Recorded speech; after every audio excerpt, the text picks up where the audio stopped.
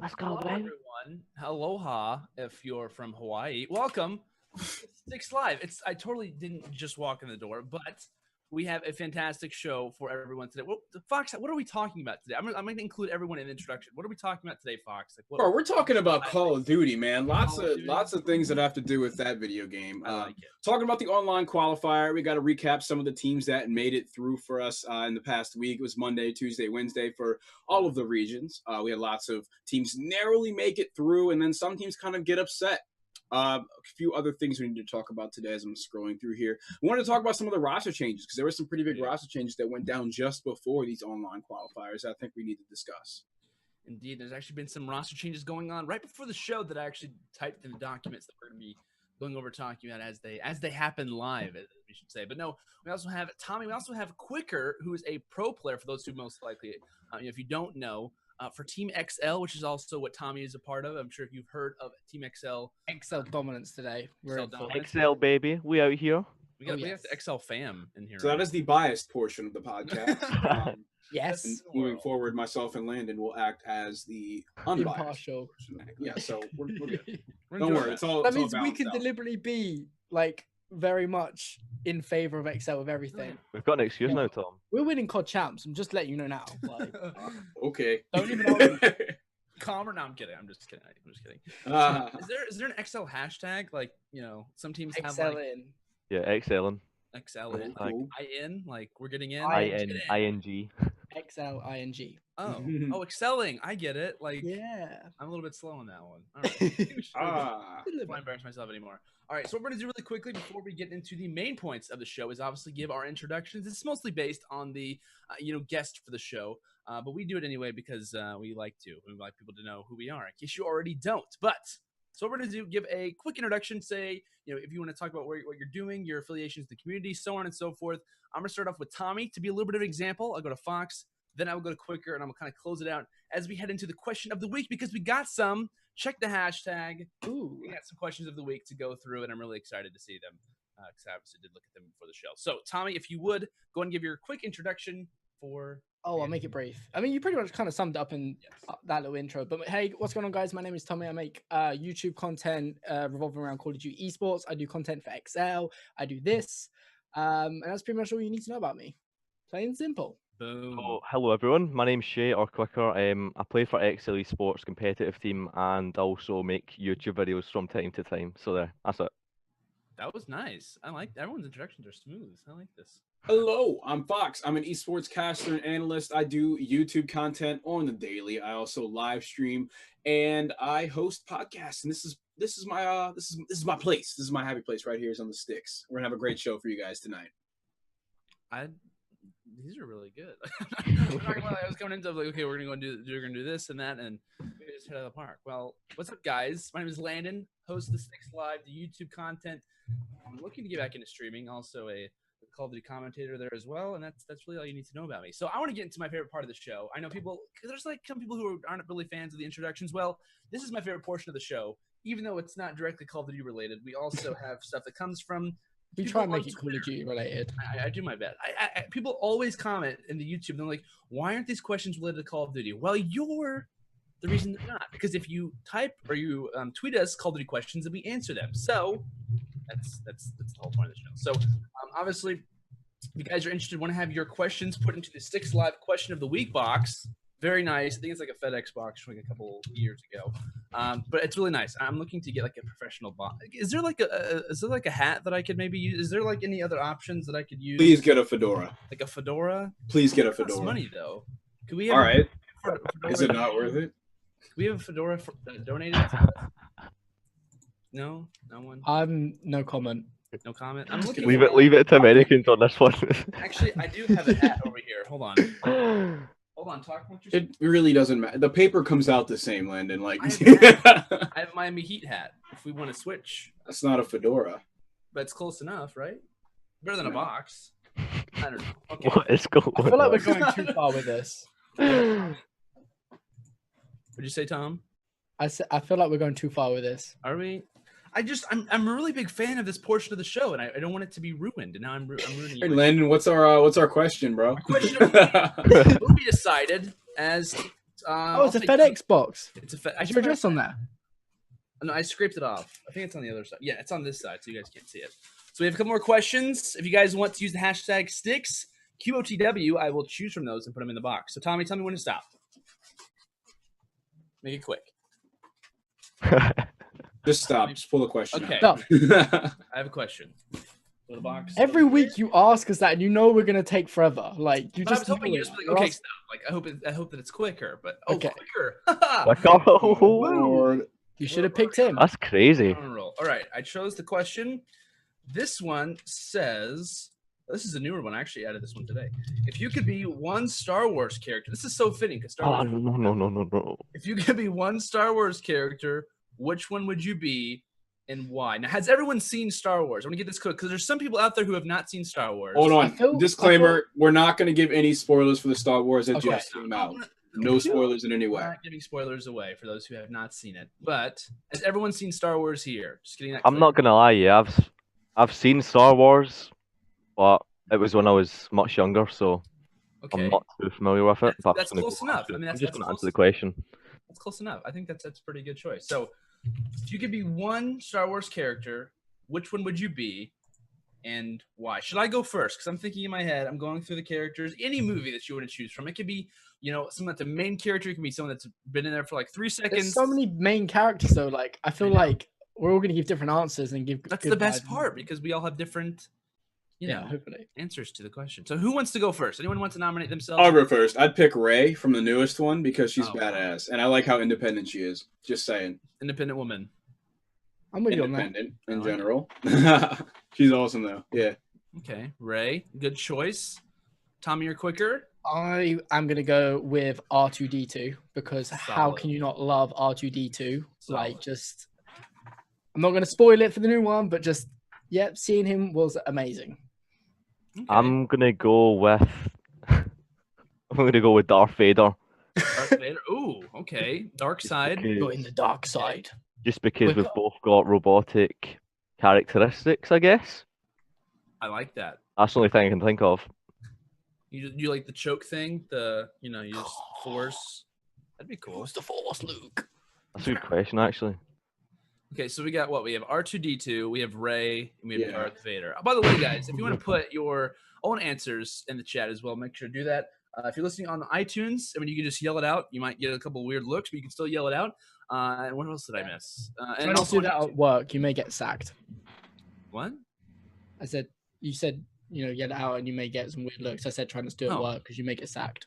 What does sacked mean? It's exactly? it's like European slang football, for you're like getting fired. tackled. Wait, what? Fired? No, it's like being fired. Okay. Yeah, it's being sacked, fired, same Like thing. whenever I think of the word sacked, I think of football, like American football. You're getting tackled. That's what I'm thinking.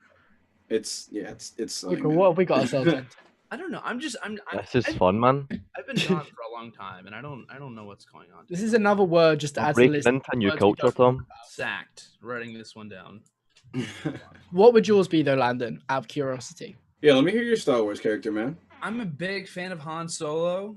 He's just a Don. I mean, he's like the most besides Princess Leia and those guys. He's like the most independent boss guy that out there, and I think he's honestly a cool guy. Or I would say Obi-Wan Kenobi because the guy is just amazing. Like, I mean, I know, and not spoiler because everyone already knows this. He departs in the 4, 5, and 6. Actually, the fourth one movie. So spoiler if you haven't seen it. But either way, I'm gonna say either Obi-Wan or Han. I'll say Obi-Wan over Han actually because he's a Jedi. So. Good pick. I Good respect pick. that pick. Thank you. So that is the question of the week. That one was from Ricky. I don't think that's actually Richard Dick Stacy, but that is Ricky. Thank you for your question, Ricky. And if you guys want to have your own question be put in the box, make sure to use the hashtag STIKSQOTW or tweet at TheSTiKSLive or one of us on the show currently, and we will put that down in the box of questions to answer. So that is if people are saying that I'm racist toward English, that's not true. I saw that. I don't hate English because I speak English, but I didn't like the main problem with me in language is that based on where you're from, certain words mean totally different things. Like sacked is a perfect example. Sacked to me, I think of football and American football. And that's another thing. Football means something in America differently than it does in other countries. Can we just move on? Because I feel like if we carry on, we're going to be talking about this all show because it's 2v2 this week. You can't just win easily against me. All right, so you wanted to move on to the online qualifier next, correct? That would be great. I would love to do that. All right, so for anyone that has not heard of it yet, here's the quick overview of the tournament format. For North America, there were 12 teams, and 4 were going to qualify online. The 8 previous teams were the ones that qualified on LAN at the invitational event hosted by ESL. In Europe, 10 teams and 6 qualified online. And you're in Australia, because I can read sometimes, 8 teams and 4 qualified online. So we're going to run through the teams in North America that qualified first. Going to go through each region and talk about the teams. From North America, we saw CLG, Luminosity, Dream Team, and Question Mark. For anybody that doesn't know, that is Proofy's team. It is Proofy, Wheats, Colchan, and Pac-Man. They qualified very. It was a really intense series, by the way, which hopefully we can get into soon. But you guys have any surprises about the North American side of things before we move on to the next couple of regions? I want to tackle these guys one by one. You guys have any surprises that stood out to you in this qualifier? C9. Yeah, I was gonna say I think C9's like the major pick because I think it was a big deal, and I don't know. Sorry, not trying to interrupt anyone, but I think it was a big deal because of how many organizations that are like kind of throwing themselves into the scene. Like they're very desperate to want to get in. I think C9 took a really big risk, and while it didn't work out in their favor, they ended up kind of getting a little bit shorthanded. So I was kind of surprised by that. That was a pretty good team too. Like they obviously came very close. Right. Anyone else? Anything that stood out to you guys? Obviously, C9 not making it in is a pretty big deal. So we're going to see them try and fight their way into the Pro League from the Challenge Division, which we still don't have a whole lot of information on yet. But I'm sure we'll get some leading up to the next UMG event in North Carolina or South Carolina. But I guess that's where, luckily C9 it looks like they're still holding on to this team. So we'll just have to see how they perform and improve as a unit. But what do you guys? I was following the American qualifiers quite closely, and then I was expecting quite a few of the top teams to get put out just because of the nature of like the competition in America. I was following a stream. I think the team was called EZG. Yeah, I saw those guys go up 2-0 against. I'm not sure. I think it was Proofy's team. It was. They went all the way to game 5. Yeah. I noticed they went up 2-0, and I was quite blown away because they were one map away from getting a spot, and I'd literally never heard of one of the players. So that was a shock to me. Unfortunately, they actually choked the lead and they lost their spot. But yeah, I'd say EZG, sorry. Yeah, it was definitely it was a pretty intense series. I mean, one thing that stood out to me as well about this series is that they were using like shock charges and trip lines, things like that. So that kind of skewed the results of the series overall. Hopefully that's looked at in the future. But it was great to see players like those make it through. I was trying to be as unbiased as possible, of course, because ideally you would want the most talented team to go through, but you can't help but think about the history of these players. On Team Question Mark and the marketability of these players and how much they could do for Kadi Sports by being picked up by another organization. But yeah, that series was crazy for sure. A team that made it through that was crazy to me was DT. They had such a tough bracket in the last couple of teams. They had to beat Kinetic and they had to beat, was it Cloud9 or who was it? No, it wasn't Cloud9. Who was the DT beat to get through? There was a second or third team they had to beat. Would you guys happen to remember? I think, if I remember correctly, it went last map. I'm not entirely sure who they played against. About DT here. Yeah. So they played Kinetic, what was 3-2, they won, and then they played C9, and that was 3-2. It was C9. Okay. Yeah. So I'd say they had a pretty tough bracket for those last couple of maps. If I can just bring something up, like I think me and Quicker, we kind of touched on this earlier. So we did a recap for XL basically of our run, and we kind of talked I think you brought it up actually about how crucial kind of the seedings for these qualifiers are. The fact that they're random, really, your fate is in just it's pure luck if you're going to get the run or not. Like there is clearly some teams in the North American bracket that got absolutely screwed over. I'd say C9 is arguably one of them, considering not C9, Kinetic or DT, I'd say, because considering that Kinetic or DT had to play each other before the qualifier and then obviously go on to play C9 is crazy compared to looking at somewhere else in the bracket where maybe you would suggest like one of these teams should have been there, etc. So I think it was you, Quicker, that said like maybe for the teams that didn't qualify at LAN, they should be the top 4 seeds because obviously they are considered to be, some of the best teams. And then after that, it should maybe be randomly seeded. Yeah. I feel like it's kind of the nature of the beast. Like we have a new game that comes out every single year. I think that ESL did it the best way they could have, except for the whole hosting issue for the best of fives. That might have, that could have been looked at a little bit better. But I think that there's really no perfect way to do this, right? They did the invitational thing to make sure they got the bigger organizations in there so that they didn't have to risk, online play. And the guys that didn't get to make it through, that failed to qualify at the LAN event, were placed within, I think, the top 8 seeding for the online tournament, so that they were given a bit better of a chance to get through. But yeah, like you said, it can screw some people over in the end. But there's not much that you can do about that. You can't hold their hand throughout the whole thing, That's true. Well, overall, like, it is what it is. I guess, like, we can say, like, seedings, can screw teams over, but at the end of the day, you have to beat the best to qualify. That's true. So, Landon, in your opinion, like, out of the teams that qualified, were you shocked by any? Because I think we touched a little bit on DT, but obviously C9 not qualifying. Like, if you favored C9 qualifying, who would it be over out of the teams that did qualify? Wait, say that one more time. So obviously, with the 4 teams that qualify, do you see like any upset in the terms of like C9 not qualifying, basically? I mean, there were some upsets like here and there, like you said. Like, I honestly thought, like, watching EZG playing, I was like, those guys are going to qualify. Like, they go up 2-0, everyone's thinking, oh my gosh, like, this is a major upset. I think it was Proofy's team or team question mark. Like, that was a major surprise to me. Obviously, Proofy's team ended up making the comeback, and I'm pretty sure it went fairly far in the last 5 or the game 5 search and destroy. But as far as like major surprises, I mean, not really. I mean, I think a lot of people who, were kind of predicting which teams would make it through, I think a lot of them had, at least maybe 3 or 4 out of these teams on their list already. I had like CLG and Luminosity. I wasn't for sure about DT. They look really solid online as well. I think a lot of people had CLG coming out, which I was really happy to see them. Yeah. But I think the major surprise was the fact of Cloud9, picking up a roster, being very confident. It was like a big deal. Like, it's TSM, Cloud9 announced, hey, we want to have a team, and we're going to go ahead and not have a guaranteed team.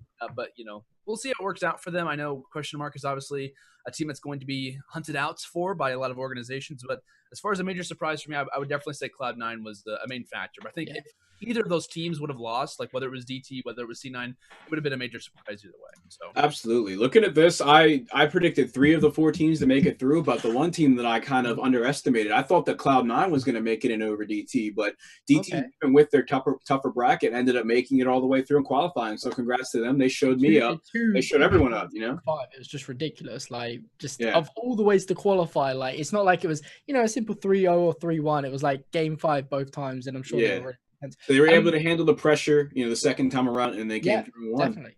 They definitely I was going to bring up E6 Gold. What do we make of them not qualifying? There's been a lot of speculation stuff about how this team's going to get on. Sensor coming back, the Apathy Sensor duo with, I think, Dido, but obviously Saints leaving. And I think he had the right move to, leave that team. For sure. He ended up moving and qualifying. But what do we make of E6 not qualifying?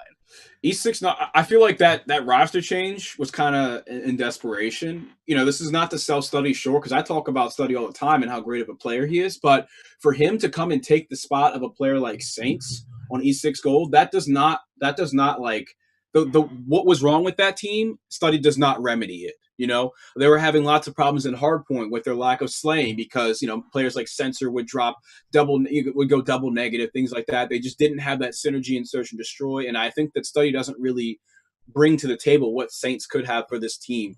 So I think that I didn't really expect too much out of this new E6 roster in the first place. Okay. I was quite shocked that they didn't qualify. I mean, was watching them quite a bit when they first formed because I was curious about how Sensor was going to do after he retired and stuff. But honestly thought they would have had a better shot at qualifying, to be honest. Just because of the pros they've got, like Apathy, Apathy, Dido, and Saints. Mm-hmm. In terms of the structuring for the qualifiers, I know we kind of touched on it a little bit, but like in terms of because I know that I think ESL's like production manager or something is already asking for feedback from the LAN event, but in terms of the online qualifiers, like together between us, like if you had recommendations for improving this next time round, for say that if they do it for season 2 or stage 2 or whatever, what kind of constructive things could you say that could help improve the online qualifying stage? I think there should be like a seeding in place. It's like you said, there was no seeding in place, but Yeah, I mean, I XL had think 230 something. we had like a high 200 seed, but I think if there was like a random, well, for the top 16 teams on opinion that qualify, outside of the four, I thought there should have been like a seeding in place for them, but obviously it wasn't to be. Hopefully next time round this year there's a setting in place for it. I really would have liked to see. I actually would have liked to see it casted. I know that might have been an issue because they would have to be in a studio, and not all the guys in America are, and and even in Europe and Australia are at their new locations, near the offices and things like that. But I would have loved to be able to watch this go down as an actual event. I don't want to have to find out through Twitter that Luminosity Gaming. Yeah, that's true actually. I wish I could have streamed it as well. I swear every player would have been the same. Like, what if they broadcasted the matches but do what they did with MLG where they show them after they've actually been played, if you know what I mean? Because obviously we had the DDoSing problems with the MLG Season 3 league because of betting and everything with Vulcan. We've already talked about that in the past, but obviously like that is a potential thing that they could have done.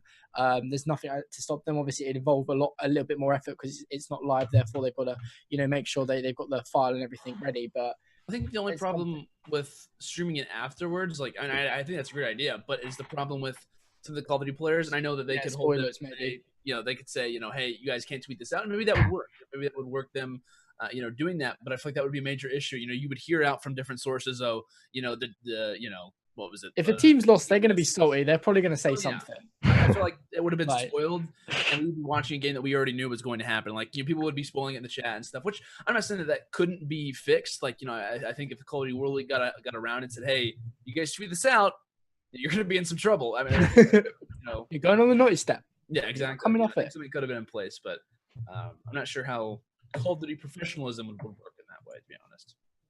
That's fair enough. Well, that I think pretty much wraps up NA. So just to clarify what Fox said, CLG, LG, question mark, and DT being the 4 teams qualifying. I think we can all agree that C9 not qualifying is a bit of an upset, and E6 as well, maybe another upset. Is there any other teams that anyone wants to talk about? I know we touched on EZG kind of choking a 2-0. Is there anything else people noted or saw on Twitter that is notable in the NA qualifiers? I mean, some of the teams being picked up by organizations. You could look at question mark that still needs an organization. You could even look at some of the teams that are in the league that could be bought out by another organization.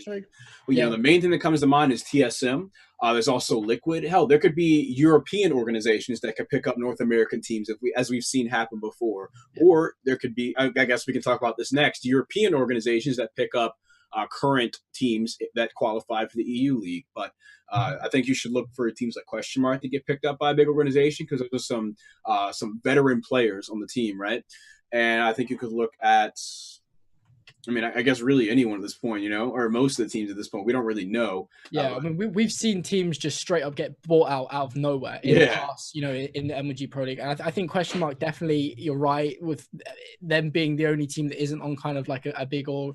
And I think we all know that they're heavily linked with TSM because I think TSM's old CSGO roster or something or other that played and were dropped from TSM or left. I don't know exactly. They went as question mark. Yeah, they left. They played as question mark as well. So that everyone's kind of like, but it could be just a troll. We don't know. Sometimes players like to just have a little bit of fun with them, with us even. But moving on to the European qualifiers, I'm hoping Quicker can shed a lot more light on this as he was. Oh, hell yeah. We did qualify. I'm going to say we because I'm kind of part of the organization. Tommy actually played. No, I'm kidding. I didn't play. Tommy, you were a big part in their success, man. I was there, every 5 minutes. Moral support. Yeah. I was tweeting you out, saying let's go. But to go through I'm gonna throw it over to Quicker actually for a little bit. Let's try this. So Quicker, let's talk about XL. Just start off with, they were one of the 4 teams that qualified alongside Spartan. I can't remember the other teams actually. That's kind of awkward. Giants qualified and Pulse. Yeah, we'll talk about NG, ZB, and Vitality in a second because if anyone that didn't know, it was exactly the same as North American qualifiers, where when you got to the quarterfinals, the winners are all qualified, but there was 2 extra slots. So basically, the losers in the quarterfinals dropped down into like a mini bracket on what was day number 4 at that point, and the top 2 from that then qualified. What we'll come and talk about. But XL, you guys qualified. how was it from a player's perspective, like to go through it? Because I know obviously from your perspective it was stressful because there was a lot on the line. But just talk us through a little bit. Yeah, playing for a league spot and like an open qualifier, there was 300 plus teams, single elimination, best of fives, and just playing for a league spot, knowing that if you lose, you've not got a league spot. It's pretty stressful stuff, but I'm pretty sure we were all confident that we'd make it, regardless of how the seeds went and all that sort of stuff. Like we were beating quite a lot of the top teams online, and we had a pretty decent LAN performance at the last event as well. It was just mainly, I don't know, just remaining like calm for the qualifiers because we all knew we had a pretty solid roster, and if we played to potential, we'd secure that spot pretty fairly easily. So I'm pretty sure we had a bye first round. We ended up having 8 rounds of qualifiers after that. We played a lot of Spanish teams. We beat 3 Spanish teams. We beat 2 German teams. We beat a French team, and then finally we played a UK team for the spot. It was GBNZ. Well, I can't even remember their name. It's just 4 initials. Yeah, It's the first initial of all their names. Yeah, that's the one. We beat them 3-1 to qualify. I was actually getting hit offline, even though. Oh, fun! Yeah, I know. Like there was no stream live, and I was still getting hit offline. We ended up taking the series. Well, we lost first map because I got hit offline. I get hit offline in the third map as well. We ended up winning that map too. But we won 3 maps in the bounce. You got hit off, and then coming straight into the S&D round 1 or something, you got a 1v3. True. And then me and Zach clutched a 2v4 as well to go 2-0 in the S&D. But yeah, we secured our spot after beating them 3-1. Yeah, it was quite fun. It was the most fun I've had online in ages. Just because everyone was trying really hard. There was no complaints about connection. So much on the line, like there was no bickering, no moaning, and it was just it was straightforward as a result of that. Yeah, I think you ended up dropping 2 maps altogether. Yeah, we dropped 2 maps. One legit. One didn't really count because the DDoS in, so we won't even go there. We were 1-5 down in the S&D. We lost as well. We ended up bringing it back to 5-5, and then we choked. We should have won that map too. I'm ashamed. Yeah. I'm ashamed. You know, So all the support I'm giving you, and I'm the most ashamed out of everyone. I wanted to move on and ask you guys what sort of stood out to you in this in the EU online qualifier. Were there any things of the qualifying teams that stood out to you, or hey, any teams that you expected to qualify that did not? So there was 4 teams from the LAN event that didn't qualify. There was Fabe, Orbit, and a couple other teams. Fabe didn't actually qualify. They brought in a massive viewer base and stuff because of Visca Barca. He's a YouTuber. He's got 600k subs and he's got quite a big following, quite active following as well. So whenever they were playing on stream, it was always there was always a lot of viewers coming in. So for them not to qualify was a bit of a shock because they actually played really well at the LAN. They went last map with Splice, who are actually a really good team, and they actually beat Orbit as well, who were a team that were expected to qualify also. So I was gonna say seeing Orbit them not qualify was a bit upset. annoying. And I'd say Orbit not qualifying as well. They lost to Giants last map. That was quite a shock because we were all expecting Orbit to go through a Nolan qualifier, as they had a top 4 seed and they've just got a really strong squad as well. Yeah, and another thing about Orbit losing to Giants Gaming, I would not have expected Giants Gaming to do too much at all on this online. Yep. They lost every single map at the LAN qualifier. So, yeah. I mean, that stands out to me right away. So seeing them beat Orbit definitely blew me away as well. One other thing that stood out to me, particularly with Vitality, because I was surprised that they didn't qualify on LAN, right? When you look at a team like this, I see Gotaga and I see Riskin. I immediately think, do the other 2 players really even matter? This is a great team, right? And I mean, Riskin himself, I think he had he had a really good event, to be fair. We've not seen him have 6 KD in hardpoint, and they played how many 12, 13 maps, something I know my math is way off there, but they played a lot of maps, and he had a 1.5 KD in hardpoint. So impressive. That's incredible, right? So seeing them qualify online, totally expected that, but I gotta say I didn't see much coming from Giants Gaming for this tournament. Yeah, I'm pretty sure they went game 5 2 rounds in a row. They went game 5 against Orbit. They managed to clutch up 6-5 last map. I was watching that game back in theatre afterwards just to see what went down, and it was honestly one of the craziest S&D maps I've ever seen on this game. I'm pretty sure they went last map to qualify as well, and they won 6-0 last map. That was against Barrage. So to be fair, I think they deserved their spot after the way they clutched up throughout the tournament. Yeah, absolutely, absolutely. Seems like they definitely deserved it. I was going to bring up the fact that, like, obviously, Fab lost to who was it? It wasn't Giants. It was. Let me just find out too quick. Pulse. I wish I could help you. Yeah, it was Pulse. It was interesting for me that Fab and Orbit both lost to teams that qualified. It was just, but yeah, Orbit especially going out after, like you said, Giants at LAN were non-existent in a way in terms of winning out. Orbit really did put up a fight and looked to show signs of potentially qualifying, but obviously ended up they didn't. So for me, it was definitely more of a surprise for Orbit. In terms of Vitality, I don't know. Like I'm still scratching my head, I guess, with this roster because of the fact that they've been kind of a bit inconsistent. I think I know it's early days, but like Am2 Pro, like seeing them, I think when I watched XL play Vitality, sorry to keep bringing up XL, but what was it like? You played them and like you nearly 100-point clubbed them. That you just like So we destroyed them.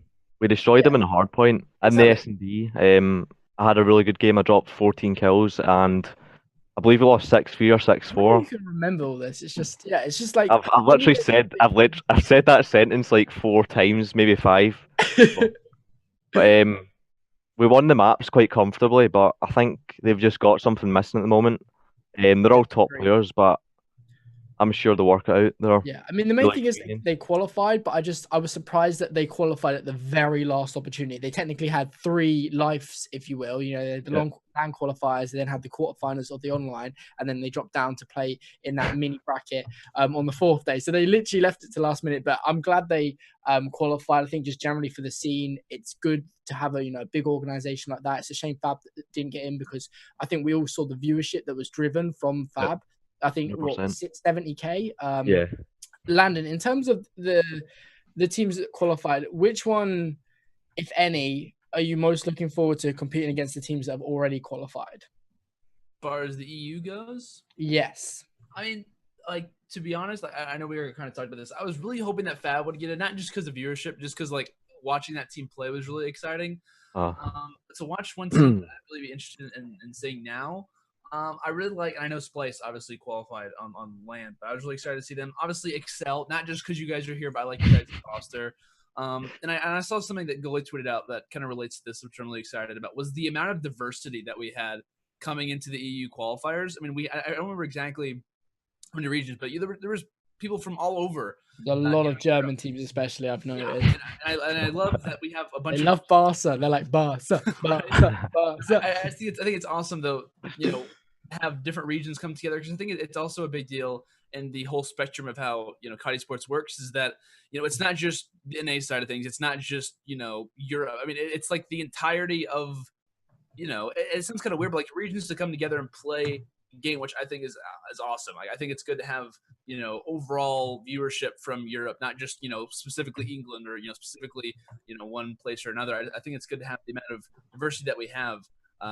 But as far as like teams that I'm really excited to look out for, I mean, I was really happy that Team Vitality qualified. I saw that Fox, had mentioned that. I really like that Millennium team. I'm also really interested to see how Giants does. A good point I know Fox mentioned was that I don't even think they won a map on their qualifier as well. So at least on LAN. So I'm looking to see how they're going to do.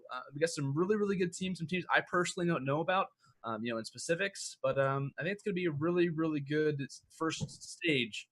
For the EU, though, I think there's a lot of really solid talent, and I think it could go a number of different ways, to be real.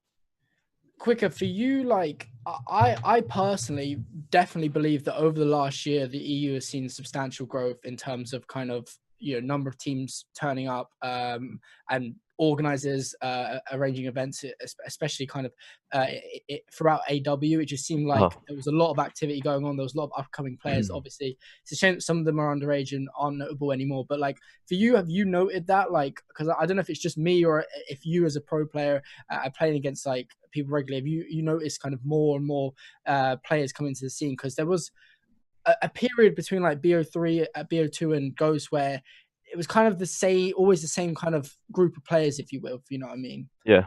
I think like I started off late Black Ops 2, and at the time there was honestly online, you were playing against the same teams non-stop and you weren't really seeing the same players, but I think it was the introduction of Gfinity's online tournaments that gave people something to play for. That just brought a lot more people in, especially young players. Just because as you're young, you need to you need to focus on your education. You can't really convince your parents to let you play if you've got no income from it. So Gfinity tournaments played a massive part, and I think bringing new people in. I think it was on AW. Just the fact there was a lot more to play for online. There was more LAN events and stuff. For example, Am2 Pro, where it gave like under 18 players something to play for. So Yeah. Am2 Pro played a part as well. Just getting youngsters to LAN events and stuff, just kind of making them interested. Just Yeah, not makes sense. having to spectate non-stop. There was something to compete for. Yeah, I mean, it's a shame about obviously kind of the 18 plus, and it seems like what we'll talk about later on, that even the Challenger division as well is going to be 18 plus if any organizers do want to do a COD World League Challenger division event. But yeah, I thought it was definitely noted. And as you said, like there's been an abundance of organizers that have come in and really pushed Call of Duty in the right direction. And it's nice in a way to see the efforts that some people are putting in is not going to waste, I guess. But that pretty much wraps up Europe. Anyone got any last comments to say about Europe and the lovely land that is Europe? Don't know where I'm going with this one. I believe we ran through everything we needed to about the European teams that qualified online. Should we move on to Australia next? Let's move on to Australia, where we're all very familiar with everything that's happened there. I think 1 week we are definitely going to try and get someone from the ANZ on. So if you are from ANZ, it's probably like you're just waking up. If you are for some reason watching us, let us know who you'd like us to get on, because I think it'd be quite nice to get someone from that region on, because we've never got anyone on it before. But talking about the ANZ region, so it was, I'm pretty sure, exactly the same as the North American region, where obviously there was four spots up for grabs. But obviously looking at the qualifier, there wasn't as many teams. Just looking at it, it looked like they maybe had 64 teams, maybe less than that, because a few teams had buys. 50 teams. Yeah. And they're still getting what, like 150k per stage. Yeah, it's crazy. We'll come on to talk about the Orbit made at the end of this kind of qualifier recap. But to go through who did actually qualify, it was Platronics, Envy. No, that's not Team Envious. It's a different team. They're sponsored by Platronics. It was Fastest Boy. Yes, that is the team. It was Avidity and Pure Negs, I think, spelled with a 3. I'm pretty sure Avidity, Fastest Boy, and Platronics Envy, I'm pretty sure, were all at the LAN qualifier, if I'm not mistaken. So that was, I mean, I can't really comment too much on this because I didn't watch the qualifiers. I'm not really familiar. Does anyone kind of know anything about it at all? Or is it going to be a bit of a stale topic, should we say? I mean, I know that a girl qualified. Yeah, that's something worth talking about. First girl to qualify for the COD World League, what I think is pretty awesome. I'm pretty sure it was like a pickup team. It was like a last-minute pickup team.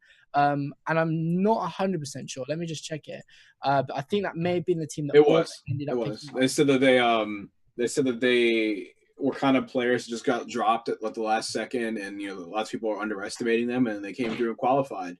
And made a lot of noise doing it. I mean, there's lots of big announcements from Dexerto, Esports Nation, Kite Sportspedia talking about the first female to qualify alongside the team. We got to mention the rest of the team as well, but that's a pretty big deal in Kite Esports. Yeah, because I mean, we haven't seen that, because I mean, like, you could argue, yeah, the COD World League's only just started, but we've had leagues in the past. We've had ACL, we've had Gfinity, we've had MLG. So it's not like there hasn't been opportunities in the past, and I think it's really good. I mean, shout out just before, just talking about Europe quickly. Riot Gaming, I think their girls team did pretty well. They got quite close to, I think they got like a few rounds before the qualifiers. So it's definitely showing that the girls community is definitely going in the right direction, what we love to see. And hopefully at some point we're going to have a full girls team challenging all the competitive boys teams, etc. And it's going to I think that'd be amazing, to be honest, having that, like a full girls team, just because a lot of girls would probably take more interest. I'd be more of an advocate of just mixed teams. I feel like there's no reason to make it so that no guys can join your team, just like there's no reason for you to make it so that no girls can team. Sure. The best player that you can get should join your team. I don't think that, I mean, as cool as it would be, for the novelty of it, an all girls team coming up and competing with the best of them, I think that, like, if we don't want them to do it just for the sake of it being all girls. Yeah. I would like for it to be the best team that it can be.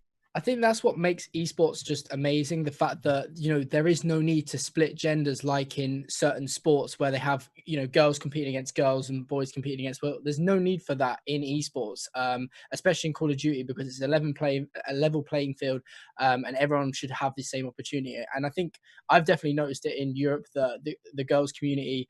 I don't want to kind of calling them off on their own, but just in general, like girls, there's more and more at LAN events. I'm not sure what it's like in America, at North American events, but it's definitely been noted.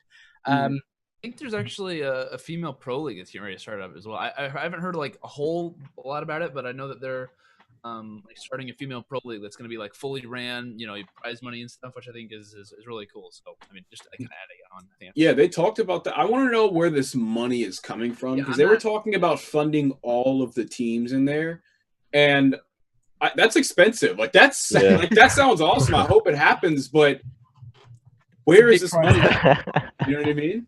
I don't know. Some crazy investors and sponsors, obviously, that we don't know about, but I hope it really takes off and does amazingly. I would love for a reason for genders to mix within COD esports and all esports in general.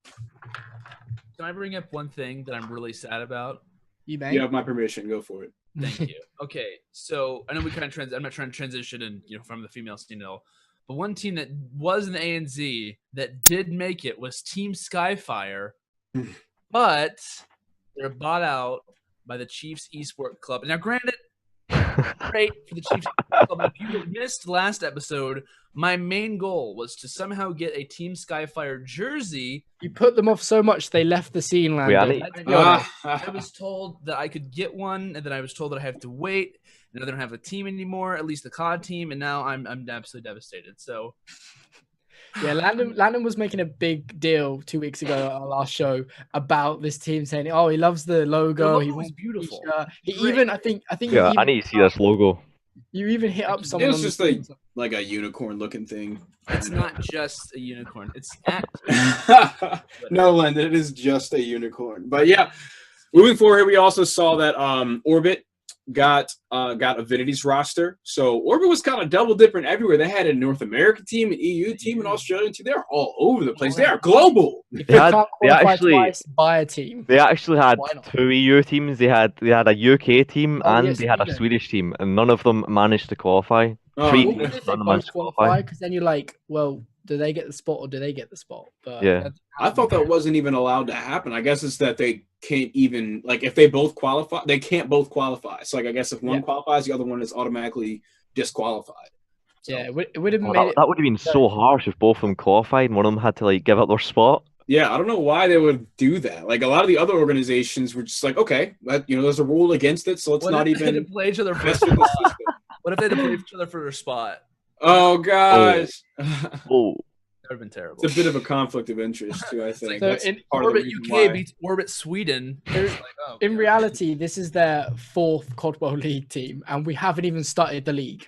Yeah, that's crazy. I think, I don't know if you guys agree with this. I think in terms of an investment, I think it's a good investment considering the in terms of the prize pool in ANZ, it's not that far off what we're seeing in Europe and America. And I know we had this conversation, I think, when the COD World League was announced, like, if you're one of those players that is kind of on the cusp of you may qualify, you may not, you're better off going to another region, because I mean there's still a massive prize pool available. And if you can kind of take advantage of maybe a scene where you're going to be a little bit better, like, it's probably worth it in full effect. I think this is the same example with Orbit, although it's the less kind of developed region, that's plain fact. Orbit have a great now opportunity to, exploit it in a way and kind of make a name for themselves out in ANZ, and just kind of continue their road in COD esports. Absolutely. So moving forward here, guys, we're going to cut to a quick break. And when we come back, we're going to talk about all the roster changes that have happened in North America and Europe and Australia. If we can come up with any. We already talked about some of the teams getting brought up with different organizations. We're going to talk about the UMG event announcement and some of the things that were just announced by, I believe it was Cloud9 and who was it? TSM, that something with Red Bull, right? So we're going to talk about a little bit of that here after this break. Stay tuned. We are live, and we're back better than ever. We took some bathroom breaks. We didn't actually take a bathroom break. I thought about it. I don't know what's going on. Either way, we're going to talk about some roster mania. We got some UMG announcements to talk about as they did announce their first events, which will be held in South Carolina. Spoiler, in case you already didn't know. And also some of the repercussions of why that did happen, and also talk about a couple things that happened with, I believe, TSM and Cloud9 actually taking on board a Red Bull sponsorship, which we can kind of talk about that a little bit there as well. So first bit of roster man that has happened, this has kind of been compiled over the last couple of days, a couple of things before the qualifier. The first thing that we did see as far as roster changes go was Luminosity. They actually decided to drop Proofy to pick up Saints from E6 Gold. Now, immediate thoughts, either side of the situation, is this a good situation? I mean, coming into the qualifier before we even knew that Luminosity would qualify, was this a good roster change for you guys? In your opinion, Saints leaving E6 Gold, Luminosity, do they get better? Or in some ways, does this actually hinder them, overall? Because I think there's a couple different ways you can look at it, as far as the spectrum goes. But I'm curious your guys' thoughts about that. Actually, I made a video about this before, talking about the same thing with their roster change. I think that Saints had probably his worst event ever with E6 Gold, and I don't think that it was his fault. I think the team composition was just not there. Like, they were nothing like the SB from Call of Duty Ghosts that they used to be, right? Saints, for the first time in 2-3 years, had an event where he had a less than 1.0 KD ratio, right? And 3 of the 4 players, I'm sorry? I thought he had a positive KD. No, overall it was like 0.6 something. It was something. Oh. It was something. It was bad, right? That's crazy. Him and Apathy, and that was the first time ever. So someone leaving that team was inevitable, right? Now, Luminosity, watching them, I noticed that a lot of the times they had issues on hills, like maintaining those spawns and everything like that. I think that picking up a player like Saints could be a good thing for them, but at the same time, I was a little optimistic. I was a little skeptical in the fact that there are so many submachine gun players in this team. They just dropped. I know Saints is sort of a hybrid player, but I think most of us would agree that we would rather him have a sub in his hands. It was so weird to see them drop Proofy in favor of Saints, but I understand what that still brings to the team in terms of their slaying and everything within Respawn game modes, because we know how consistent Saints is in Respawn, has been in Respawn over the past several years. So that's one way I look at it, but at the same time, it's such a sub-heavy team, right? But at the same time, they're all amazing sub-slayers. I think for Saints, it was a really good decision to get out of that team, just because I think he's a top player and he has been for a number of years. For him, it was far too risky for him to stay in that E6 team and have them chance not qualifying. So I think for him to get out there when he did, it was a great decision, and I mean it proved a better decision. I think out of the 4 players, it was either Apathy or Saints who was going to leave that team, and Saints managed to get out there when he did. So fair play to him. And there's not many teams that want to pick up Dito. I mean, in terms of just roles and everything, it would have made sense for Luminosity to pick up Dito, but I think that the last time we saw Saints and Zuma together was on Denial in Call of Duty Ghosts, where they had a pretty solid run. I think they placed, before disbanding and going their separate ways, I think the roster, it was Replays and Saints. It was Replay, Saints, Study, and Zuma. They placed first, third, and then they placed sixth 2 or 3 times in a row before all the players went their separate ways from the Denial organization. So they had a pretty good run. They were a very strong team in Call of Duty Ghosts. So that's really the only sort of history that these guys have had together. But I think it was a great pickup, and they qualified. So obviously something went right? I know it was a main deal. I know you kind of mentioned already was, who's going to run the AR for this team. I know we could discuss, who would try to switch that role. But a major deal in the qualifier was the fact that Elevate, when they beat Luminosity, which was, like a bloodbath, much like E6 Gold, earlier matchup, was the fact that, all they had to do was just ban all the SMGs or ban the VMP, the Vesper, the regular stuff, and they were lost. They were completely, out of their comfort zone in a way, which kind of made Luminosity look like, okay, they only have one AR player. They need to pick up another AR player. When they dropped Proofy, everyone was kind of like, what was the reason for this? Proofy didn't really have a bad event. He wasn't the best Proofy that we've ever seen, but he definitely showed improvements from past, which we obviously know what would later on happen. Proofy was dropped from Luminosity. Saints would obviously join, and East 6 Gold at the time would be looking for one in which they would pick up Study there as well. So another big roster change that did go down at the time was Orbit actually deciding to go ahead and release their entire roster of Lawless, Accuracy, Wheats, and Pac-Man. Those players would go in different directions. We obviously saw Wheats and Pac-Man go up and team with Cold Chain and Proofy, and those guys would end up qualifying under the name of Question Mark. But another major deal, which we've talked about, was Cloud9 just wanting to kind of putting their foot inside the scene and picking up the roster of Silly, Burns, Merc, and Mochilla.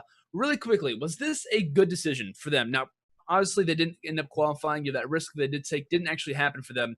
But do you look at this for them as a successful type of thing, even though they didn't qualify? Do you think that this, I would say, this entire endeavor that they went for, do you think it was a good risk? Like, do you think it was a good decision for them to at least enter into the scene, or do you think they should have waited until they had a for sure roster to qualify? I'm curious your guys' opinions. I think that it's a gamble no matter who they pick up, but this was probably one of their better options. I think that this was a very strong team, and as long as they stick together and Burns can get it together in S&D, that these guys are going to be very hard to beat. They would be stiff competition in the Pro League. Right. I feel like I don't want to say like they shouldn't have come in at this time, because obviously with it was a perfect time with the Corpo League announced, going kind of back to Twitch, what was a lot more viable for some of these organizations. But I kind of feel like because a lot of the top talent in North America is tied down with FaZe, with Optic, Envy, the list goes on, like they did make like the best case out of a worst scenario, I'd say. But at the same time, I feel like they've took a massive risk, like, because when they picked up this roster, there was no doubt in my mind that like it was a risk, like, because there was no way, like, I was like, well, this team is obviously going to qualify, because it just wasn't the case. Looking at the track record of these players and bringing them together, I was a bit like, well, looking at the players on all these other rosters, are they really going to have a safe route of qualifying? And obviously with then the bracket they got, it just wasn't to be. But I mean, it's nice to see that at the moment they're still sticking together, and I hope that C9 do continue to stay in the scene. I think more than anything, I would have liked to see them in the league, because of obviously just having another big name in there and kind of boosting up COD esports, just like what we're seeing in various other regions as well. But yeah, I think they made the best, best out of a bad situation, but they didn't qualify. What's the biggest thing? I was honestly quite baffled by it. I thought, like, if I put myself in the shoes of like a C9 manager, I would have 100% waited for a random team to qualify and then tried to pick them up. I know picking American co-op was obviously one of the best decisions they could have made pre-qualifier, but I think looking back at it, they should have waited and just made sure they actually got a team that was going to be in the league, purely that they're not missing out on an opportunity for season 1. Right. Yeah, that makes sense. It's like, I think their point of view was either, we pick up a team, we take that big risk of, this major tournament. Will they come through? Will they not? I mean, they were, if you looked at every other team that was in it, you'd say, oh, that's a team that could definitely, qualify. But, them not being able to qualify, I think, was their way of saying, hey, we want to at least put our foot inside the door and say, hey, at least we're interested. Obviously things could happen. I want to say they would drop their roster, not that would happen, but I think that was their way of saying, hey, we're interested, we're willing to take risks, and this is our way of saying, hey, like I said, we're interested. And I wonder if their problem was the fact that, maybe if all the organizations, let's say that, the team question mark didn't actually make it, and say that another team with another solid Call of Duty organization would have made it through, that point of, I would say it's another major risk for them in the light of trying to find a team or trying to buy out a team that already is very happy with their already roster, having the DTs who are not going to give their spot up, having those rosters that are just not even thinking about it, because that's like their only team to market off of. Some of these major Call of Duty organizations are solely Call of Duty based. Like if you get rid of their Call of Duty team, going anywhere, yeah, they're down the drain. Like their organization's over. So there's not another team for them to fall off on. So I think they obviously chose one side and just didn't work out for them. So right. And look, I'm not in Cloud9's wallet or anything. I don't know what their money's looking like. I don't know how much other organizations are charging for their teams, and I don't know exactly how the pricing would work. But an educated guess to me would say to pick up a team right now that does not have an organization would be a cheaper investment, although it is a risk, than waiting for a team to qualify and then hoping to be able to outbid other organizations and buy that spot. So I think that buying this team right now, like you could, it's a risk, but it was also a risk for Luminosity to pick up their team. You know, seeing replays coming from being a submachine gun player to like one of the main AR players for their team, you don't know how that's going to go. Replays has been a sub player for years, but it's a risk you got to take. It ended up working out for them. Yeah, I think though it was a little bit different situations though, because Luminosity had two different opportunities. You know, whether they missed the LAN or they had the online. I think Cloud9 was like, "Hey, we have a team. Should we go for it? Should we not?" It was like, "Yeah, let's go, let's go and do it." And obviously, that wasn't like, you know, they were having that discussion. They were like, "Yeah, let's just do it." You know, I doubt that was their thing, but either way, online is not a sketchy way to get into the scene, but it's, you know, it's a risk that, you know, you'd hate to have to kind of be in you didn't really want to be in Cloud9 situation there and say, you know, should we do this team? Should we not? But like we said, this didn't work out in their favor either way. You have to admire what they did though, because I mean, like what Fox says, I think they're definitely, although it is a risk, they're better off trying to enter now rather than down the road where like the price tag is going to be so much more steeper. So from that aspect, I totally admire what they did. I just, again, it was a risk. I think they made kind of, you know, the best out of the scenario they were given with all the teams that had players tied up. And going forward, obviously, I mean, I don't want to say like, I don't want to say that the fact that they were maybe, you know, didn't have the knowledge of what players to pick up, that was kind of a factor. But obviously, the more they go on, they'll learn the Call of Duty esports scene, because it will differentiate from other scenes in how stuff goes down, etc. In terms of, you know, whatever it be that orgs do. But yeah, I think as long as C9 stay in the scene and kind of continue, and we see them at LAN events and stuff, they'll eventually, you know, make that break into the COD World League, and it'll be all worth it at the end of the day, because that's what they set out to do. And if they do that, then I think it's a success. Right. Expanding on your point about them, you know, having the knowledge to pick up a specific team, I think that Merc's team, the squad, was a great pickup. I mean, Merc and Burns made a name for themselves way back in Modern Warfare 3. Obviously, Merc to a much greater extent than Burns did in Modern Warfare 3. And then we saw Moch, who made a name for himself in the amateur scene alongside Revan and everybody at UMG Philadelphia. And then Silly, who climbed into the league through relegation with ISO. Well, after ISO came through, I guess, because he replaced GodRx. But they definitely picked up two very well established players, and, you know, two longtime veteran players, and then two other more sort of newer faces, but are still very well respected in the COD scene. So they picked up the right guys for it. I was gonna say we saw that work in AW though, like players like Royalty and other players that were new to AW, you know, were picked up by orgs, and they ended up, you know, doing really, really good stuff. So I can definitely understand it. I guess moving aside from C9, I guess the next question is like, what will happen with this question mark roster? Because it's clear that as I said previously in this show, they're clearly heavily linked with TSM, but for all we know, that could just be, you know, a little bit of a joke, inside joke with them guys. Yeah. Just on the spot now, I want you guys to tell me if there's one team that, or organization even, that could pick them up right now. Could be TSM, could be someone else. Who would it be for you? Let's go Landon, Fox, quicker, then I'll give my answer. So if there's one organization that's most likely going to pick them up, is that what you're saying? Well, if you, in your personal opinion, who would you like to pick them up? Who would be most suited to come into the Call of Duty scene? I mean, if I could choose like an organization, I'd be like, you know, let's go, let's bring the big guys. Not that TSM's not a big guy, but like I'm like, you know, Fnatic. Like let's go. I think like as far as like reasonable, not that Fnatic wouldn't want to pick up those guys. Not saying that at all. But I think like TSM's definitely a solid option. I know some of the guys. From Team Liquid are really interested in wanting to get in the scene as well. So I think those are some major options. You know, there's been some rumors about other, you know, major organizations saying, you know, we're kind of interested, but they don't really know where to enter in at. But as far as I go, I think Liquid's definitely a major one, but I would prefer TSM over, you know, Team Liquid, not for any certain reason. I just want this scene to be as big as humanly possible. We'll have both of them. I mean, yeah, both of them. I have no problem with that. But the question is, who does Liquid take over for? That's the thing that you have. Hey, yes, boy, let's do it.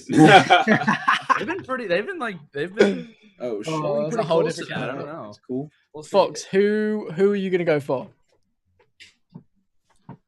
What's happened? Something's in an ideal scenario, who is gonna enter the scene? Predict it. He's not there, bro. Fox listening. Headset just cut out. Oh, okay. Quickly, I think if we're looking at it from a realistic point of view, I think, well, I've heard rumours that Dignitas are looking to make a move in the COD scene.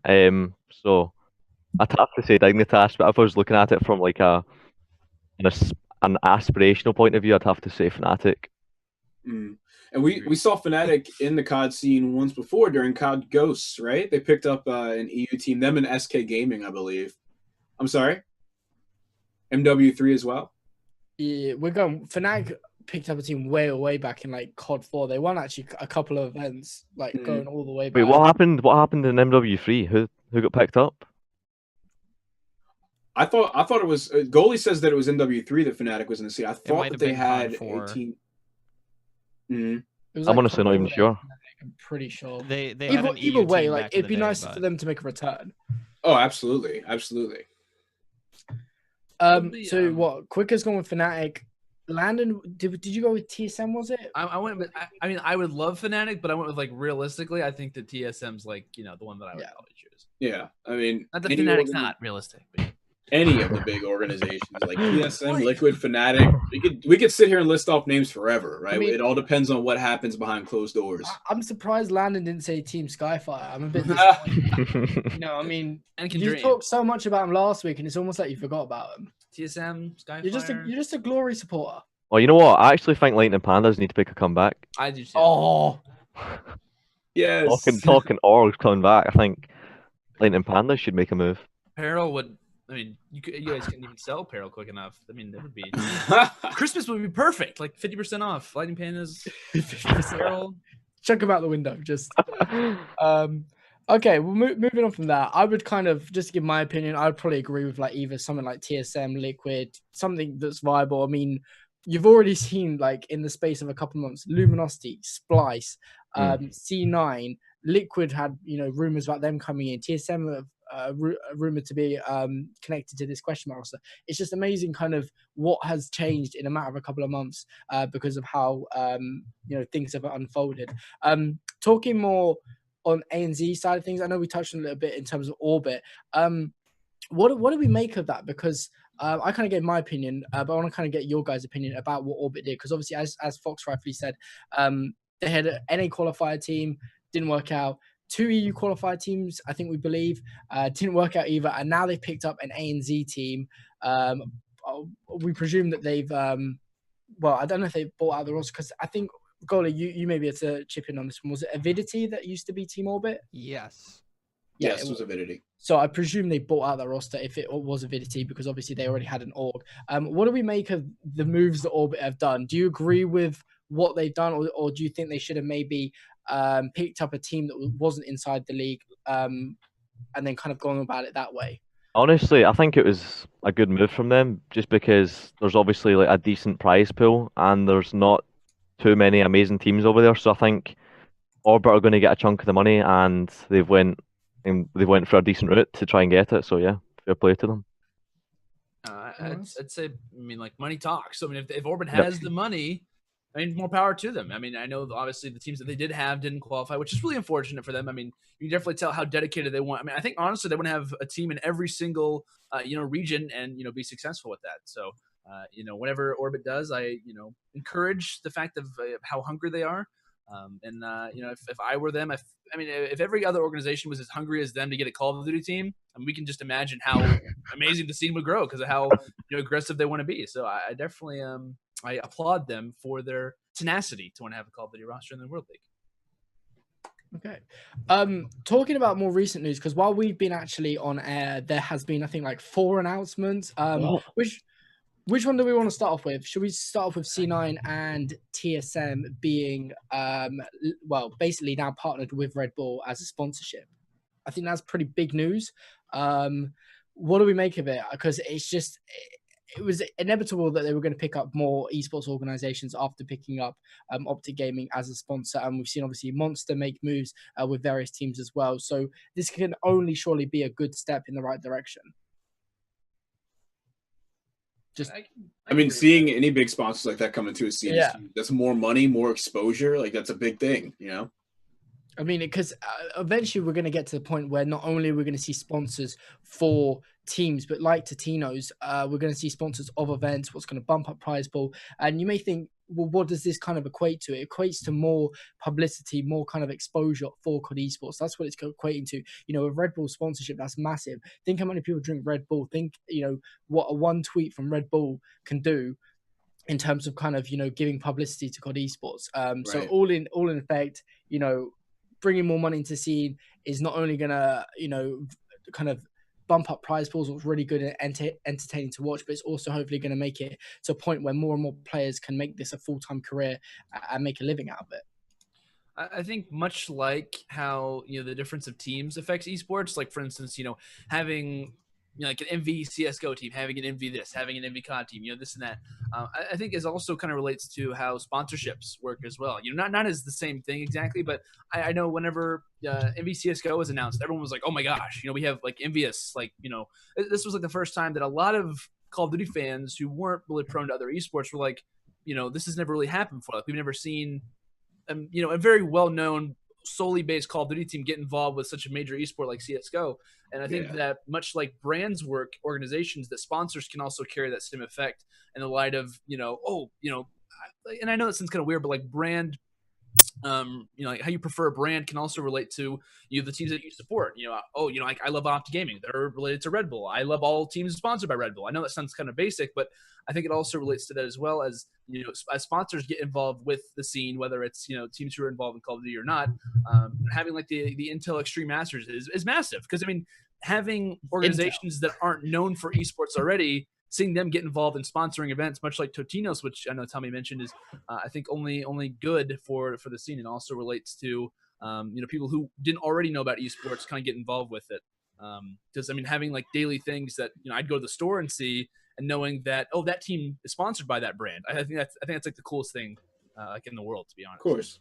Yeah. It's like, you know, it's like a front cover of a book. It's like a lot of judgment is made on that. And if, you know, people open up something and see, oh, Red Bull, all these big sponsors and everything, this amazing production by ESL or whoever, then, you know, they're going to take it a lot more serious than thinking, oh, it's just a couple of people playing games. And the fact that you've got these big companies coming in and investing money just shows you, like, if they're taking it serious, then other sponsors are going to see that, or possible sponsors are going to see that and be like, why are we not doing what they're doing?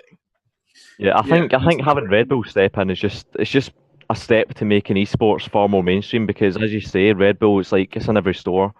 Pretty sure 98% of people have drank Red Bull, so I think it's just a massive step towards making esports or COD in general more mainstream and like raising awareness for it. Well, moving on from that, because obviously it's amazing stuff, and hopefully, you know, from this it can spiral into more bigger things, and obviously greater things, not just for Call of Duty esports. We want just esports as a whole to grow, because it's awesome time really to be a part of esports, I'd say, at the moment. In terms of roster changes, we talked a bit about kind of the roster changes that took place after the LAN qualifiers, etc. One roster change, as I said, loads of news today came while we have been live streaming, in the form of Watson being dropped from Epsilon. Now, Epsilon have obviously qualified for the EU CWL League, so that means they're going to be looking for one going forward. Now, we can speculate a little bit, because obviously they can potentially pick up some from Orbit who did not qualify. They can potentially pick up some from Fab who did not qualify. So they have options, or alternatively, they can make trades with teams. One thing that always bugs me, though, is I don't know if you guys agree with this. I would rather them, like kind of what Denial did. They dropped their Call of Duty roster, and then it was a good couple of weeks before we found out who picks the roster up. I'd rather, you know, us be at a point where, like, if you're going to announce you're dropping someone, at least kind of have it in sync with who you're picking up. I know sometimes that they can't do that, because it's better to just drop the player or whatever and give them kind of the most time as possible to kind of sort out what team they're going to be on. But it just annoys me that we're kind of not quite there in terms of, I don't know if you want to call it professionalism, but I don't know. Maybe it's just me being picky. Structure, do you guys agree? kind of. Yeah. No, I get what you're saying. Like seeing, I like seeing. I kind of like seeing announcements happen in one big like cluster. I don't like. Yeah, I don't like having to wait and then having just half the information. I was like, where's this Denial roster going? Like, you've announced that you're dropping them, but who are they picking up? Like, we know, you know, we can speculate who's going to pick up, but until we actually, you know, find out, it's like, why leave it? Because you haven't picked up another roster. Right. So, like, Like, what are you gaining from this? Yeah, I would have liked to see maybe the Nile make their announcement, and then either an hour after or 24 hours after that, we Exactly. see CLG announce, "Hey, we got him." You know what I mean? No, But it's no, I like, found out through we'll look at a Reddit couple of threads and tweets that it's CLG. So I got the information leaked to me before it even happened, and it's just I don't know. That's probably not how they wanted it announced. Through Reddit comments. Oh, it's CLG. Yeah. Look And at that's where the the unprofessionality, if that's even a word, comes about, because wow, that was very professional. we know players find information from each other and they kind of pass it on, and it gets out somewhere, and leaving an announcement like that just makes all these rumors and makes it unprofessional. And basically we find out the information before it's even been announced, what should not be happening. So I don't know. Bring up something that I think would be cool. This is just an idea that I had the other day. Can I bring it up really quick before we transition on? I think it'd be really cool is if Call of Duty World League teams, because you're not gonna be able to relegate every other organization that's not involved. I mean, for obvious reasons. But I think it would be an interesting idea is if in all the contracts or whatever it may be, just plain agreements that teams that are involved with the Call of Duty World League, in some way partner. As far as announcements go, whether it's major announcements or whether it's just roster related, because I mean that's like the most major thing out there. As far as like, oh my gosh, Twitter drama, this has gone on. This roster change has happened. This player's changed his or his it used to be his Xbox Live gamer tag has changed. Like that's what everyone would kind of go to. I think it would be an interesting idea. As if that the Call of Duty World League would team up with actual teams whenever they were regarding roster changes, is that the Call of Duty World League would be the first person to tweet it out. So at COD World League, besides the org itself, maybe at the same time, COD World League tweets it out, the org tweets it out, maybe like a second before, whatever it may be. I think it would be good to have that be like the final word. Organization tweets it out, Call of Duty World League tweets it out, we're good. Or the Call of Duty World League tweets it out, because like that's the main thing that everyone looks at now as the final word. If something happens, you cheat on the Call of World League, it's happening. I think that would be a good way to kind of correlate it, whether an organization wants to tweet it out or not.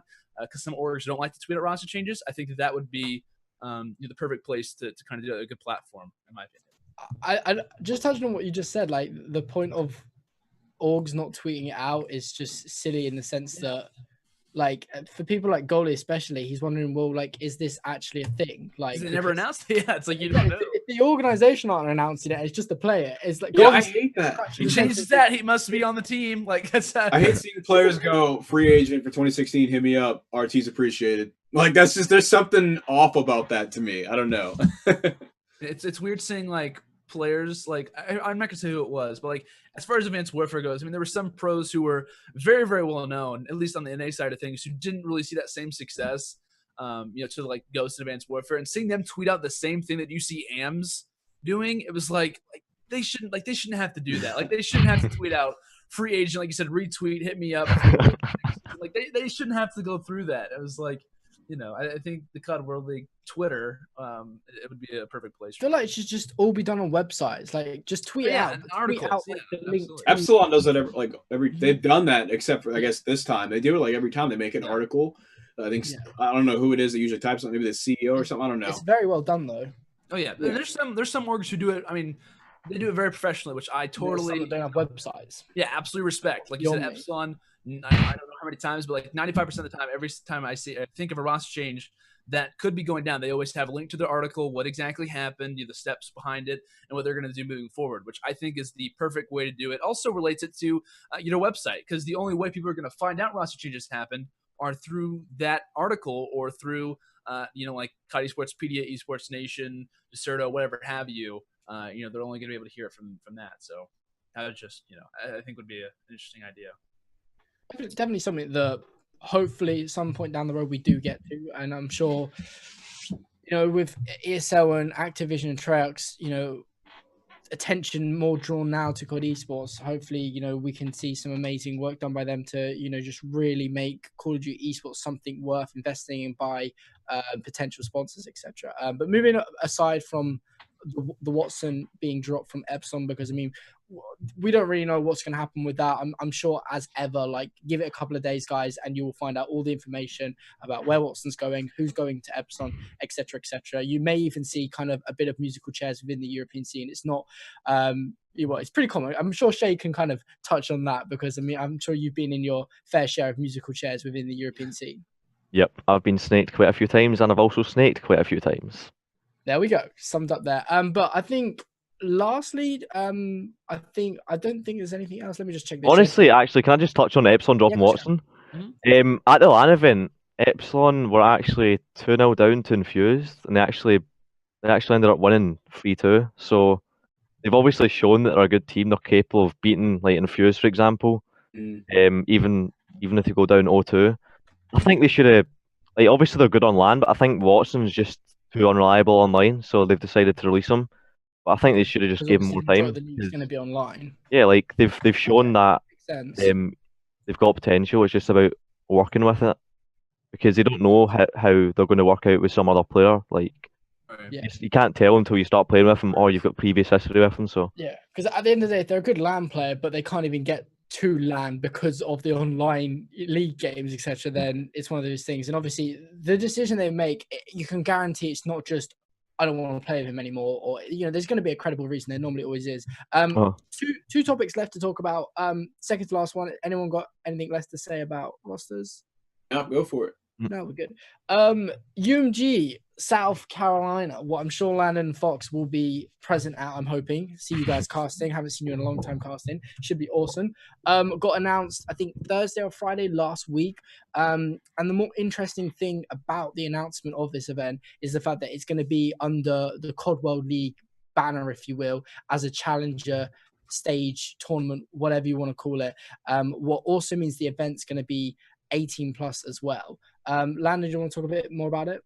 Yeah, I mean, there was a lot of, I mean, myself included, I think everyone was thinking before, this announcement was that, at least the under 18 players who didn't, whatever region they're from, most likely the NA, because, most UMG tournaments, it's only NA. All of them? I mean, not all of them, but I mean, like a very good percentage. Like it's not, very often that you see, a whole lot of European teams come over. But it was a major deal that everyone was saying, oh, well, the under 18 teams, they'll at least have, the UMGs, the MLGs to go to. Well, now another strike against them has been, well, now UMG isn't going to be guaranteed. And we've also seen the repercussions of that being, a major player throughout Advanced Warfare, regarded as one of the best younger players throughout all of Advanced Warfare, being Hook, who has transferred over to now playing Halo due to this rule being in place, which I don't think anyone kind of, is mad at him for that. I think everyone kind of encourages the fact, that he wants to continue on in his career. It just happens to be another esport. But you can kind of see the effects, the things that are kind of coming into play where the 18 player, I would say the under 18 players are looking at it and say, well, what do we have to do now? Like UMG, where it used to be only open events, now it's going to be regarded and restricted to players only being 18 plus. And I think there's positives and negatives to either side, either argument that you could look at. But I'm curious to see what your guys' opinions are overall. Do you like this decision? Not necessarily. I mean, you can look at it from UMG's perspective, but just overall on the community side of things, does this hurt, or do you think this actually promotes the sense of professionalism for the scene? I think we can have good discussions about this. I feel like we've talked about the whole 18 plus thing before. If it takes Call of Duty Esports being 18 plus for Activision to be able to step in and do all of what they're doing and invest all of this money in and have all these new organizations join us, then so be it. I mean, I think that's a pretty fair trade-off. There are other scenes like the League of Legends guys and CS guys. I think it's all 17 plus for them, for the Pro League anyway. So I think that it's. I would rather see a player like Hook and TJ and everybody still be able to compete. But if the trade-off is this, it's worth it. Okay. I think that, yeah, it's an interesting point. It's always for me a seesaw. It's like we either get full developer and publisher support from Activision and Treyarch, or we get a little bit and we're able to include everyone, inclusion for all. And as kind of Fox says, at the end of the day, we're getting a lot from Treyarch and Activision. It's not like they put this rule in and then they're still kind of doing the same. What, in all fairness, they've always done a lot. They're just doing now more. Now they're doing more, and it's tough. There's a lot of people that are unhappy about the situation, saying that they're going to kill off Call of Duty because all their young player base is just going to go elsewhere to Halo, like Hook. But at the end of the day, it's going to make it more sustainable for kind of where it matters, I guess, especially hopefully in ANZ more than anywhere. We're going to see really that kind of region develop more than anywhere, I hope, and that can kind of hopefully get to a point where we're more balanced in terms of North America, Europe, and ANZ.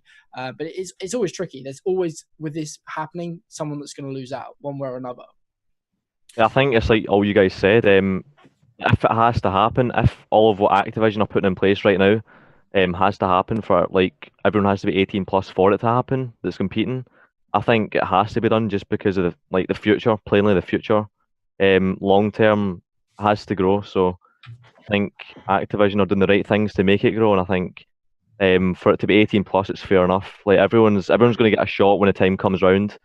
There's going to be this is the first year there's been like a massive development support, so I think going forward it's going to keep improving and improving. I think going into the future, all the teenagers right now are going to get their opportunities when they turn 18. So yeah, and I mean, just completely disregarding my sentiment towards Hook and TJ Halley, because I would love for them to be able to play. I need to be able to look at it at the bigger picture. Like, this is COD esports as a whole moving forward. I mean, they're still able to compete in online tournaments and stuff. It's obviously just where they're going to suffer is the majority of LAN tournaments. Although we have seen in Europe, for a good example, Anti-Pro was completely open to any ages. And I even spoke to... Well. It's like NA's equivalent, but... Yeah, I spoke to Carl, who is, I don't know what his right, he's like MD at Anti-Pro, and I said, like, you know, has Activision or anyone actually approached you saying, like, we don't want you to do it? And he said, no, they've not had anything. So obviously it's a case of organizers now, like UMG, like MLG, deciding, do they want to go down the COD World League route, or do they want to be separate and just have open LAN events? And that is what is really going to be the decider to tell us whether it is going to be viable or not for under 18s to actually be able to, you know, participate in LAN events. Because if they all go down the COD World League route, then sadly it's going to end in them just having to play online tournaments.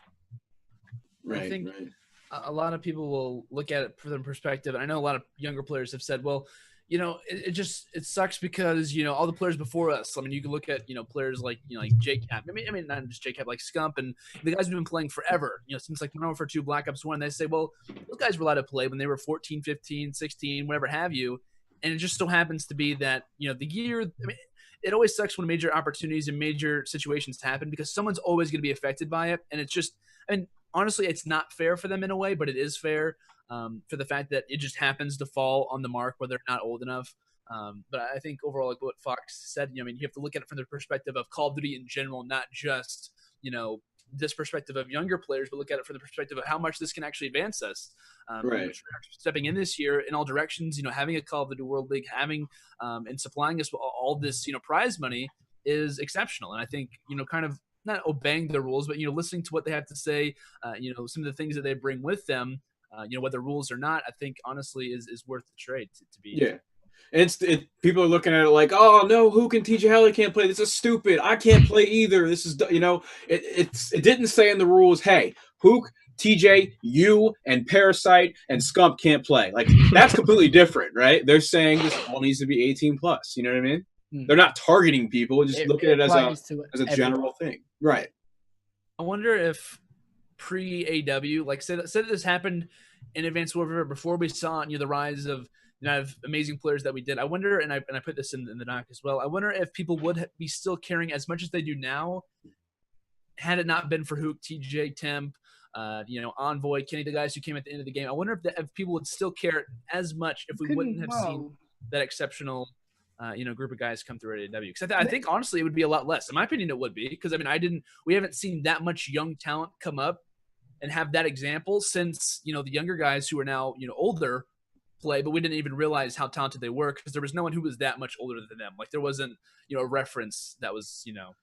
Yeah, I mean, I think people would still care because a lot of the audience of Call of Duty and Call of Duty esports is under 18. And I mean, if you look at it from the pro scene, there's probably like in North America at least, there's only maybe 7 pro players in Advanced Warfare that were under 18. Like what, Chino, TCM, TJ Halley, Hook, Kenny, Envoy. You know, there's not that many, right? So I think people would still care regardless because of the demographic of Call of Duty. I meant like as far as like people who aren't actually affected by it, but like people who are looking at it from a different perspective of like, you know, us, for instance, you know, all of us are above the age of 18, at least the exact same age. We look at it and I don't think it's like, in my opinion, looking at Advanced Warfare before, say that the amount of support that we saw happen in Advanced Warfare, I wouldn't be as affected as I am. Like, I wouldn't look at it as that big of a deal as it is now. If we wouldn't have seen, the Hook, TJ Temp, those guys rise up, I think that would be a little bit less. In my opinion. I get what you're saying. So so basically, if the 18+ rule came at the start of AW, we would have basically never got to see Hook, Temp, etc. And therefore, there wouldn't be as an importance. Right. Yeah, I think totally it'd still be a agree. big deal, but I don't think it would be nearly as as substantial because of the players. I just wanted to make the point about, like, we kind of did see it in AW, especially in Europe with obviously Gfinity, and I think European players are more accustomed to it than anywhere else because of obviously all of Gfinity's events throughout AW have been 18+, including the league, if I remember correctly, Shay. Yep, right. Yeah, so I think it's one of those things, but I definitely agree with you. Like, the fact that we have seen that, these youth players have been doing exceptionally well, it just makes it ever so important that, like, people have their opinion and kind of well, some people agree, disagree. I think, as you said, like, we're all over the age of 18, so we maybe see it a bit differently because it doesn't affect us. Likewise, people who are under the age of 18 will see it maybe differently because it does affect them, etc. So it's just one of those things. But at the end of the day, like we've all said, more developer support, moving in the right direction. A league run by Treyarch and Activision. It's just going to be good things. As I said, someone's just got to lose out. It's just one of those things. It's unfortunate. It doesn't mean that you're not going to have your chance. It just means you're going to have to wait a couple of years. I don't think anyone will blame UMG for obviously taking that opportunity. I mean, work with the publisher of the game that you run tournaments for. I mean, I don't think anyone's going to be like, oh, UMG, you shouldn't have done that. So, so the last thing to kind of really mention, I believe that the Call of Duty World League schedule has actually been published, in which the matches will be taking place, are starting on January 5th, 2016, as we all know, on Tuesdays and Wednesdays. I know goalies are probably rejoicing right now, due to the date, so it's not going to be all the time, but you can kind of see the schedule of how everything's going to work out. Taking a look, I'm not going to have to bring it up on screen or anything. You can kind of see some of the match. You can see, due to certain dates they're going to be going on. You see the ANZ is going to start us off. Then we'll go into EU and ANZ, or into EU and NA teams both. And I will put actually a link in the. I don't know if anyone's already put it in the chat or not. I'll put a link in the chat so you guys can go and click on that and take a look at it as well. And I think that's actually going to kind of do it for the show. Is there any lasting things we want to mention? I mean, anything about the schedule? I mean, I know the schedule's there, but we can't really talk about it. It's a it's a schedule. It's like, it's like, it's matches. It's like, what? Yeah. Here we go. I'm glad What's that actually happening? released it. I mean, I know. I'm glad that they can at least know who they're going to be playing against. XL, woo, XL, let's go. Now we've already won the league quicker. Like, come on, we don't need to say confidence. this. I love the confidence. What we have TK, we have XL, and yes, those are teams. Yeah. Are they playing each other? Both of them are going It's to not allowed. What's not allowed? TK versus XL. I know. I'm just saying, like, we have different orgs being represented right now. Okay, I'm with you. That's all I'm saying. And Great observation, Landon. I know. I'm just thinking, It's all online for anybody to watch. watch. This is the online pro league. We can assume they didn't release like any sort of statement alongside this, such as like casting and things like that. I don't know if they're gonna, like how in the pro league, myself and Landon, I'm pretty sure you did too. They would just call us up and have us feature online as casters, but they're moving casters out there. So I'm excited to see how this is organized. But I'm pretty sure that all of these matches, it's likely that these matches will be casted because I know the pro players aren't allowed to stream their league matches. Yep. That should be good. Landon, who are you going to be supporting? Because there's no Team Skyfire now. See, I have to like go on the search for like not like a random team, but you're gonna have to find like a new kind of underdog. I know. Should I go for a question mark since they don't actually have an organization? Dude, you can do whatever you set your mind to. Yeah, I appreciate that. That is so motivating. Fox, you should be a motivational speaker. Thanks, man. I went to college. That's motivational. That's motivation for us all. I don't know where this went, like COD, not COD. Yeah. And like, Kingdom is his like dad. so So it makes sense. And Kingdom is his dad. Goalie. I don't know if anyone can hear Goalie, but he's basically like a little ghost that talks to us occasionally. Similar to Casper, for those who have seen the movies. Maybe not. I don't know. It's like I said, it's been a long day for me. I apologize for everyone. I've been traveling and I've just been out of it today. You've been a busy man. We You respect guys have done have picked it up, and I appreciate that. So, any last thoughts? Anything we want to cover that we want to talk about? Any last thoughts on anything that you wanted to talk about but you didn't have an opportunity to? Anything before we give our outros? Last call. We all failed on wearing Christmas hats. What's that? We all failed on wearing Christmas hats, even though this was never in the memo. But still. I actually didn't even plan on wearing this. I know. Landon's the only one that actually did anything. It says something on the back. I don't know what it says on the back. You guys read that? Who wants to party? Oh, Landon does. Finish line. Who wants to party? Yeah. I mean, if people were just watching this at any random time, I don't think they'd even be able to tell that Christmas was literally like 3 days away. So, but anyway, happy holidays. Have a good Christmas, whatever you're celebrating. Yeah, I think that wraps up our show. I think we're going to give our quick outros for those who aren't familiar with that. Our outros, how they exactly work. You have just 30 seconds or less. If you want to shout out sponsors, whatever you feel, and just kind of reiterate. I mean, you can say like the same thing in your introduction or where to follow you at your Twitter, live stream, social media, whatever it may be. You guys can have a little bit of time to do that as well. So I'm going to start off with Fox. I will go to Tommy. I will go to Quicker, and then I will kind of close it out as we end our show today. So.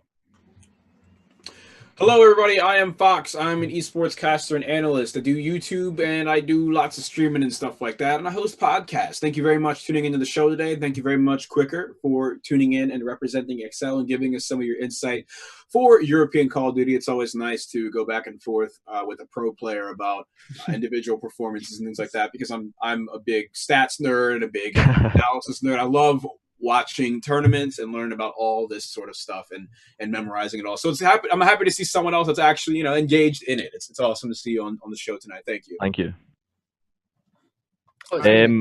I just basically want to thank you all for having me on the show. I'm looking to do a lot more of this stuff over the next year or so. It's the biggest year we're going to have, well, up to now anyway, for COD, and I think everyone just has to push this as much as possible. So thank you all for having me on the show. I've been Share Quicker, and shout out to XL, shout out to Tommy, shout out to you guys. Thank you all for watching. Make sure you follow the stream, and shout out to G Fuel. Boom. Hey. Shout out to G Fuel. They're having some big stuff coming soon, aren't they? Yeah, I think we'll leave Landon. I'll leave Landon to talk about that in a second. But hey, what's going on, guys? My name is Tommy. I make content on the YouTubes and stuff. Thank you for watching. Thank you also to Quicker for sparing a couple of hours of your time. I will hopefully see you next year at some point. If I don't, I'll be very concerned and cry. I'll be gutted. And as I said before, whatever you're doing this holiday season, have a good holiday, guys. And we will see you on the flip side. Oh, happy holidays, everyone. That was nice, Tom. See you on the flip side. I like that. That was a nice transition, bro. Can I steal that? Can I steal that? No. No. No. Is that your thing now? Your thing's Team Skyfire. My thing's Flipside. Okay, let's. All right. Well, there you go. Guys, it's been your dude, your bro, your pal, your man, your ally on the internet. It's been Landon. Guys, thank you so much for tuning into the show today. Whether you've been on YouTube, whether you've been in the stream, or whether you're listening to us on iTunes, which if you haven't, you can go and check out TheSTiKSLive on iTunes as well. We do appreciate the Six fan for tuning in and also just supporting us. I know we've had a couple switches here and there on switching through live streams and stuff, but we are here to stay as we are excited to kind of move on with, whatever happens throughout all of Black Ops 3. I also want to thank our sponsors massively, both Scuff and G Fuel. You guys can use our codes, which I'm sure you've seen on the stream today, the overlay, as a goalie has done that for you guys as well. There's going to be a massive announcement from G Fuel on Twitter. Make sure to be following them on Twitter at G Fuel Energy. I believe is their Twitter, and also at Gamma Labs. I'm sure you'll be able to find either one there. They're going to have a massive announcement tomorrow that you guys should definitely check out as the holidays are kind of coming in to play. So that has been all of us. That's been it from all of us here today on the Sticks Fan. Massive thank you to Goalie as well for producing the stream and for Quicker coming on as a guest, as well as Fox coming on as well. We really do appreciate it. For listening to me and Tommy banter back and forth occasionally. It's hard to bear, and we appreciate it. You guys for sticking with us. So guys, that has been the Sticks Live today. We will see you all next week, and have a happy Merry Christmas, Hanukkah, whatever you celebrate. Just have a wonderful time, and we'll see you guys next time. And Kwanzaa. And Kwanzaa. There you go. What do you? Is there like, happy Kwanzaa. Boom. I love that jumper, man. It's nice.